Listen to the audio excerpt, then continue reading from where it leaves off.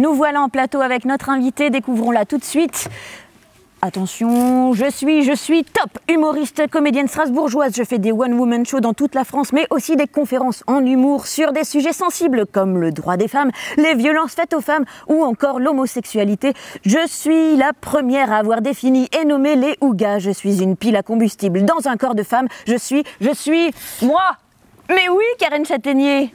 Eh bien Karen, les présentations sont faites. Tu fais des conférences dans toute la France, entre autres sur les violences faites aux femmes. Pourquoi ? Pourquoi toi ? Pourquoi maintenant ? Alors, parce que ça me tient à cœur et maintenant parce que c'est le moment. Je pense qu'on peut rire de tout avec n'importe qui quand c'est le moment et ça tombe bien, c'est le moment. Alors on le retrouve dans tes spectacles. Qu'est-ce que c'est qu'un ouga ? Un ouga, c'est un infime pourcentage des hommes, mais tu vois, mais genre les 4%, tu vois, mais qui n'ont pas fini leur évolution, qui sont à un stade qu'on connaît depuis des générations sous Cro-Magnon. C'est bon. Je joue comme ça, c'est un ouga, c'est... Quand tu es homosexuel, lesbienne et que tu rencontres un ouga, tu fais « oh ». Est-ce que les hommes sont tous des porcs ? Ah, pas du tout. Oh là là, grand loin du fait de non. Je pense que les mentalités doivent changer définitivement. Tant qu'on mettra tout le monde dans le même sac, dans le même genre... Enfin, tant qu'on fera des cases en fait. Tant qu'on fera des cases et qu'on mettra les hommes dans une case et les femmes dans une autre, sauf que les femmes on coupe du bout de gras pour qu'elles rentrent, ça marchera pas. Est-ce que tu parles aussi des violences faites aux hommes ? Non, pas encore. C'est-à-dire que peut-être ? C'est-à-dire que ça demande une autre investigation, d'autres rencontres, d'autres recherches. Mais en tout cas, les violences faites aux êtres humains, oui, à fond. Tes conférences, c'est pour tout le monde ? Est-ce que les hommes sont bienvenus ? Alors surtout oui. Parce que pour le moment, elles attirent un public de femmes averties qui connaissent finalement et qui savent ce que je raconte.